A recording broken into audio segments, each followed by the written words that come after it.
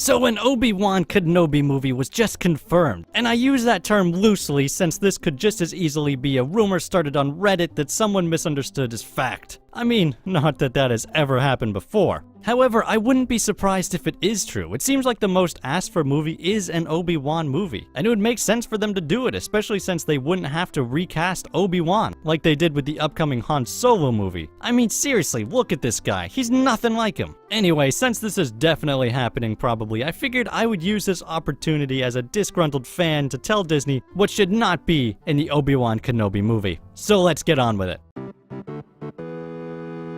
This one should be a no-brainer, but apparently some people don't have any brains. I'm looking at you, Han Solo movie. I don't want to see how Obi-Wan got his nickname. I don't care. He arrived on Tatooine, and because he isn't an idiot, he changed it to Old Ben. That isn't interesting. Although to think of it, he is still an idiot. I mean, Old Ben Kenobi is not a good secret identity. That's like if I wanted to hide my channel, so I changed it to The Cantina. I haven't fooled anybody, except maybe the Empire.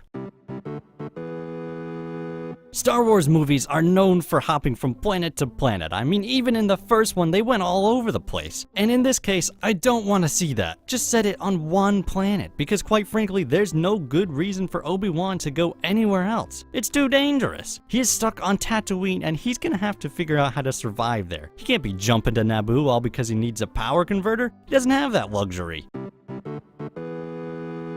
Similar to an excess of planets, Star Wars movies like to have a sizable crew of characters. I mean, Rogue One had 6 of them. That's too many. But this movie is an opportunity to focus on just one guy. We don't need a team up with Dexter, Jetster, or some dumb robot. That sounds terrible. Obi-Wan is on his own, with the Empire really interested in killing him. So why would he decide to trust anyone? He wouldn't. And the reason why I make such a big emphasis on this is because I know Disney is all about trying to recreate the original Star Wars films as much as possible. I mean, The Force Awakens was literally just a remake of A New Hope. George Lucas has been doing that for 20 years. I don't want another one.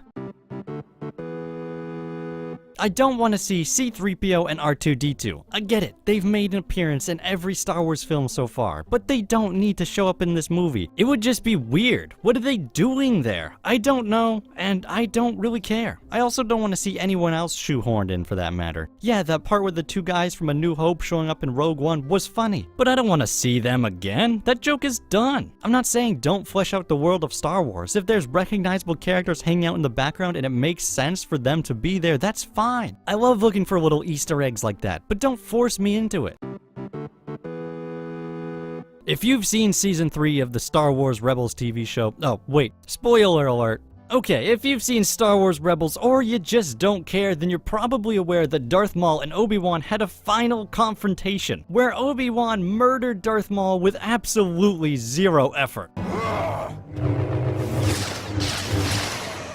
Now, as much as I love the character Darth Maul, there's one thing I don't want to see, and that is Darth Maul. He's dead. Don't bring him back again. And since this movie is likely taking place before Star Wars Rebels, that means Darth Maul is still alive, which means insert director here is gonna want to put him in. But don't do it. That story is finished, and if he does show up, then suddenly Star Wars Rebels doesn't make any sense. And if there's one thing I hate, it's how little impact that TV show has on the movies. I mean, the books have more importance to the galaxy than this show does, and you have to read that. I'm not gonna read. What is this, the Dark Ages? Alright, I've said my 2 cents. If you have an opinion on this topic, make sure to share it in the comments. I want to know how you guys feel about this movie, and the things I've said here. Personally, I'm very interested in seeing this movie. If it weren't for Ewan McGregor, then the prequel trilogy would be completely unwatchable, and the idea of him returning for another film has me excited. It isn't my top pick for a Star Wars movie, but it's up there. And so far, I haven't heard a lot of people say otherwise. I think the biggest gripe I've heard about this movie is that we know too much about Obi-Wan, but I don't think that's really an issue. Not every movie has to be an origin story. Yeah, I'm looking at you, Han Solo movie. If you can't tell, I'm not happy about this movie. Alright, that's enough from me.